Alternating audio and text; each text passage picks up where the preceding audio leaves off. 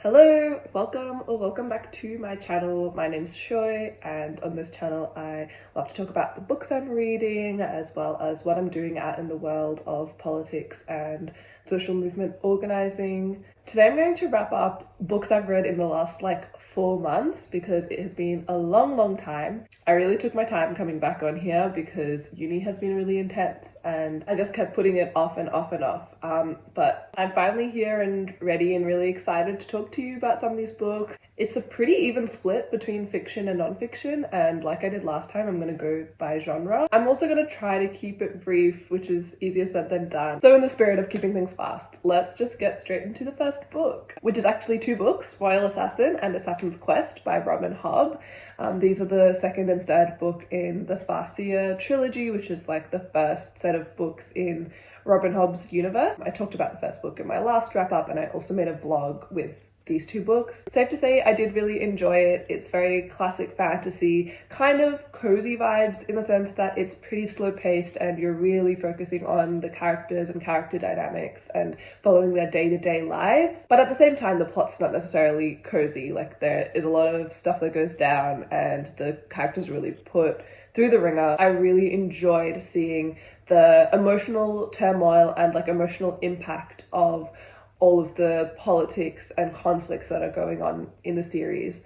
I think that's where Robin Hobb really shines, is making it all feel super real and you're going on the journey with the characters, particularly with Fitz, who is our main character. He's the bastard son of the eldest prince in this kingdom. Fitz ends up growing up in the castle without his family, but actually in the role of a stable boy. He has this dual role of growing up amongst the serving people and more of that underclass in the castle, but also eventually being trained to be an assassin for the king, and he still has those relationships with the king and the princes, and so he's really seeing all sides of the king's court, and as the series goes on, he grows up. We follow him from when he's a really young boy, and maybe an entire decade. A lot of his growth happens in the first book, and in the second and third we're getting more of the political intrigue and political events, and so he goes out into the world and has to deal with lots of different things. There is a magic system, but I would say it's a bit more low-key. It's not a super magical story, and I also found the magic system interesting, but the series doesn't really go into it in that much depth, and even in the second and third book we get to see a little bit more around it, but it almost feels like a teaser for future books, and I do hope that it is explored more in future books, but I didn't mind that at all. Going back to what I thought about the second and third book in the series, I still enjoyed them, and I gave them both 4 stars, but I will say that things did really slow down. They're quite big books, they're really long, and large sections of the book don't have a lot of action or are quite repetitive. And in the second book in particular, Fitz is often left really helpless, and you get really stuck in his feelings of stuckness. And I remember thinking that was interesting and okay for a while, but I think as the books wore on, it just meant that I wasn't really excited to read it. So it didn't go so bad that I had a negative experience, but I also wasn't really glued to the page and really looking forward to reading it. And I can totally see how that would turn off some readers. But I do think it's very honest and an interesting portrayal of having all these politics playing around you, but not really having agency and autonomy. And again, that goes a lot into Fitz's character and how he wants to and sometimes does impulsive things because he's left so trapped. At the start of the third book, we're really seeing Fitz deal with the after effects of the previous book, and just the way that the book sort of described that trauma and memory, I thought was really well done. I did find the ending of the final book a bit underwhelming. I spoke about one character or relationship reveal in my vlog that really shocked me and I didn't like. But as for the plot and the climax and where the story went as a whole, I just thought it was a bit repetitive and a bit vague. If you want more detailed thoughts as I was reading these two books, then you can watch my vlog that I put out recently. Oh yeah, I forgot to mention that I'm starting with fantasy, if that wasn't obvious. But the next book that I read that was also fantasy was A Curse So Dark and Lonely by Bridget Camara, and I listened to this on audiobook from my library. This girl from, I think, DC in the US gets sucked into an alternate magical world where it's essentially a Beauty and the Beast retelling. So she meets this prince who has a bit of a secret about the monster that he turns into. Something about love is going to break the curse, but obviously she's thrust into it, like not wanting this, but ends up getting tangled up in the different forces of good and evil and the people in his kingdom, etc., etc. And I'm pretty sure this is YA, which I know myself and that I won't necessarily love these books, but sometimes they're just like, I want an easy thing to listen to when I'm bored or when I'm going to bed. This one I was really excited about at the start because I didn't find it that cringe and I thought the writing and the plot seemed solid, but that didn't really last, and I ended up giving the book 3 stars. It's really just when it comes to the dialogue and some of the character interactions that I start to like roll my eyes, and the villain was like cartoonishly evil, so that was also a bit like meh. The other part of this book is that the main character has cerebral palsy, and it seems like the disability rep was done pretty well. I did like a quick look up. The author doesn't have cerebral palsy, but maybe other disability, and seems to have done a bit of work to like make it a real and backed up part of the story. And I did really like her character. Like, it was a really important part of her character without like defining her or becoming a cliche. Like, she definitely was a quite strong character, but she had realistic weaknesses. I think it's like cute, and for people who like YA fantasy romance vibes, it's not bad. The next fantasy that was also a library book, and I both listened and read this physically, was The Bear and the Nightingale by Catherine Arden. And this is like a Russian folktale, fairy tale retelling. I'm not actually sure how to sum up the plot, but the main character is Vasya, and she lives with her family out like near a forest, kind of rurally, and it's set in Russia. And so they have their kind of folklore spirits and things that she has grown up with.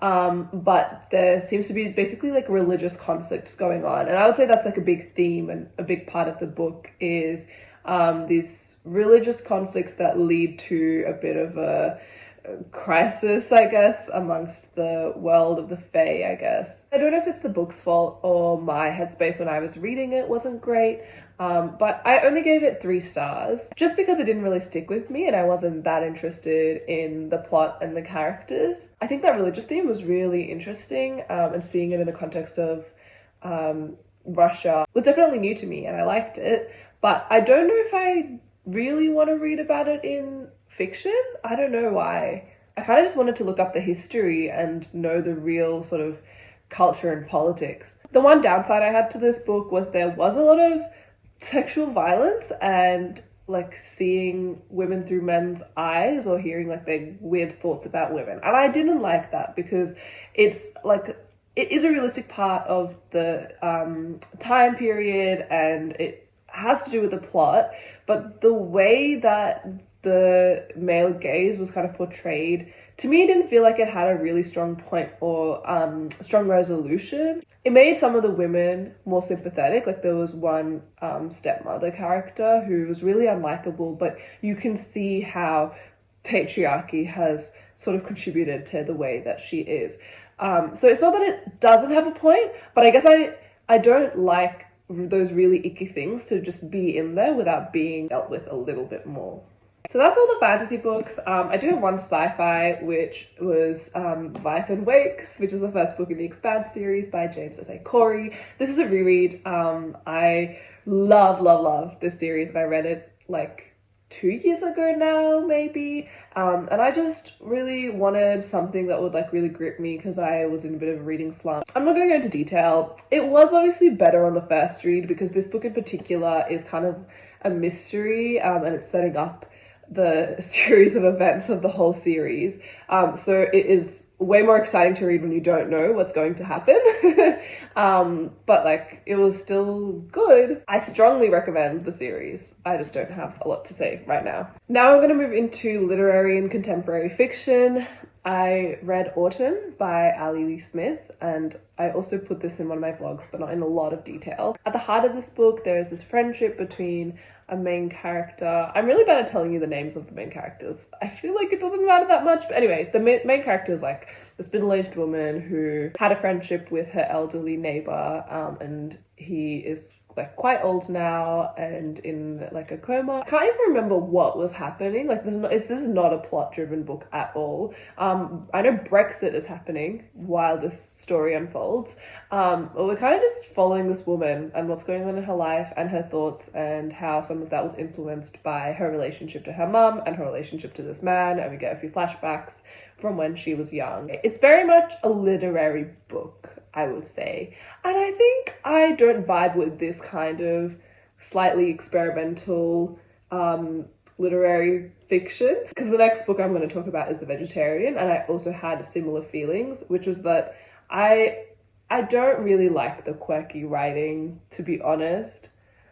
Maybe I just didn't like the execution of these two specifically, but like I think I'm not as enthralled by the art form of writing. Like, I just want to get to know the characters and maybe the plot or the politics or the kind of cultural context, but not in the symbolism, open for interpretation kind of way. This book in particular, I didn't love the humor. I just didn't find it very funny. There was one scene where she's at a post office that was kind of funny, and then it went downhill from there. A lot of the humor is based in like the rhyming, and I really hated that. The main character's dialogue and just choices that she made felt so like quirky and unique, but not in an interesting way. Like, she just didn't feel like a real character to me, and I couldn't care less. Maybe I was just missing cultural context, and I know like there was a lot of references to art and artists that I couldn't look up while I was listening to it because we were on a road trip and I didn't have data. So again, I just feel like it went a bit over my head and I wasn't interested enough to try to understand it. So I gave this 2.5 stars and I didn't really enjoy it. So the other book that I just mentioned, which is The Vegetarian by Han Kang, I also didn't love. I gave this one 3 stars. I think there were some depictions of the main character that were compelling. We follow this housewife in South Korea who decides to become vegetarian after having really vivid, intense dreams, or a dream. And she just seems to unravel from there, and the story just gets a bit weird. Again, I think this is also a similarity. I felt like I wasn't super invested in the characters or the stories, and I didn't really understand where they were coming from or like what was going on. And I think for me, it's when the character feels very symbolic or feels like someone who's embodying a theme rather than feeling like a person that I can relate to. And like even the relationships is something that like I can relate to. It feels much more like they are a commentary on the particular topic or theme. And that's how I felt with this book as well. Like, I understand some of the I guess issues about like patriarchy and a woman's role in society. I understand like that is a conversation that was trying to be had, but I wasn't necessarily picking up anything profound from that conversation, and it just felt like there wasn't enough meaning and investment to like pull me through the story. Like, I wasn't leaning in. I was like, okay, you just do your thing and I'm gonna be over here. Like, that's what my reading experience kind of felt like in this book. But again, I'm not gonna say it was bad. It wasn't for me. On a more positive note, I listened to The Yield by Tara June Winch, and this one I really enjoyed. I gave it 4 stars. Focuses a lot on the impacts and violence of colonization in the past, but also in the present through like mining companies. So there are these different timelines.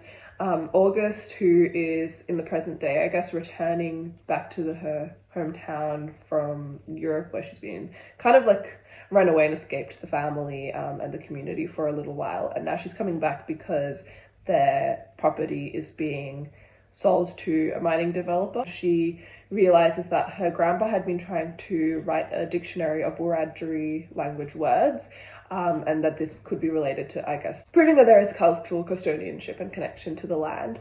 So we also get those excerpts of the dictionary, which is not just describing what words mean, but really storytelling, her grandfather and his life, and how he grew up when the property was a mission. And the third kind of story beneath it that we slowly see in bits and pieces is that August's sister disappeared when they were really young, and they never found out what happened to her. There is violence, including sexual violence, although not all of it is explicit on the page. I can't actually remember, but there is a sense of foreboding throughout the whole story. It's not really a mystery, but there are lots of different pieces that like slowly unravel. Really, we see these different parts of the community and their experiences as Aboriginal people trying to maintain their connection to culture and ancestral land. I thought it was really beautifully written. It was narrated really well as well. Themes are just as relevant as always and really well done, and the characters are well done, and just the way the story was told with those 3 different timelines I thought was done really well. It was really emotional, and it is pretty sad and, like I said, a little bit dark, so go into it knowing that. But at the same time, like, you do see the bonds that hold this family and their community together. So I just thought it was a really beautiful book. I would strongly recommend it. If you want something that's kind of atmospheric and has that like family drama and talking about colonization, yeah, I would strongly recommend. Now my final book for contemporary literary fiction is The Namesake by June-sept. This is really exciting because this author is Bengali, and I am Bengali.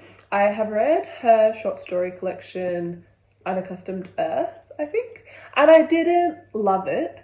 But this is one of her more famous ones, and this one I really enjoyed. I gave it 4 stars. I was really connected to it. The story is very similar to my dad's family. We follow young boy Gogol.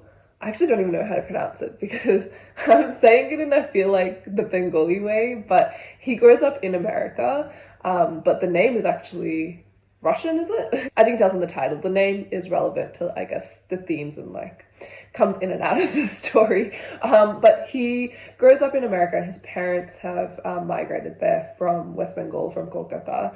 And yeah, his dad is like working at the university. And so we start off looking at their family life as these immigrants, and we focus a lot on his parents, especially at the start of the book. And then we watch as he grows up, coming to terms with his identity and different relationships. And we also like stay within those family relationships as they evolve throughout the years. So I would say that, yeah, him and his parents are kind of like the 2 perspectives that we follow in depth a lot. And it really reminded me of my grandparents, and also of my mum, and like, yeah, the immigrant experience of just moving away from everyone and everything that you knew. A big part of this book is also grief, and I really cried. Obviously part of that is the writing, but also part of it is the personal connection. And yeah, it was just so interesting to see little bits of Bengali culture that I really related to and could visualize, like they're parts of my life. And so when the book started off and I was like, oh my gosh, I'm connecting all of this to my grandparents, and then some of those heavier themes come in, it just really like hit hard. I do wish there was less explaining for like a white audience and more written in language. Like I almost wish there were footnotes instead of sort of translating within the text. I really like the writing style. It was straightforward but still descriptive, and it sort of picked the like specific little details to highlight, so I thought that was done really well. The characters, some of them were quite frustrating, and I think that was the point. So, you know, like it's very much you're following imperfect people, and so I thought that was done well. The American characters were the most annoying, like the white Americans. Anyway, yeah, definitely not perfect, but it has stuck with me, and I would love to see the movie as well. Okay, I finished talking about all the fiction books, and it wasn't quick at all because apparently that's not something I can do. So I'm going to stop filming now, and I might turn the non-fiction section into its own video, because yeah, I feel like shorter videos are better. Let me know if you have a preference. I just want to get something uploaded because it's been so long. So if this is the end of the video, then thank you for watching. I would love to hear your thoughts on any of these books or any books you have read recently. Stay tuned for the nonfiction part of the wrap up. There's some really good books in that section, so please stick around and watch it. Hope you're all doing well. Take care of yourselves and each other, and I'll see you in my next video. Ow.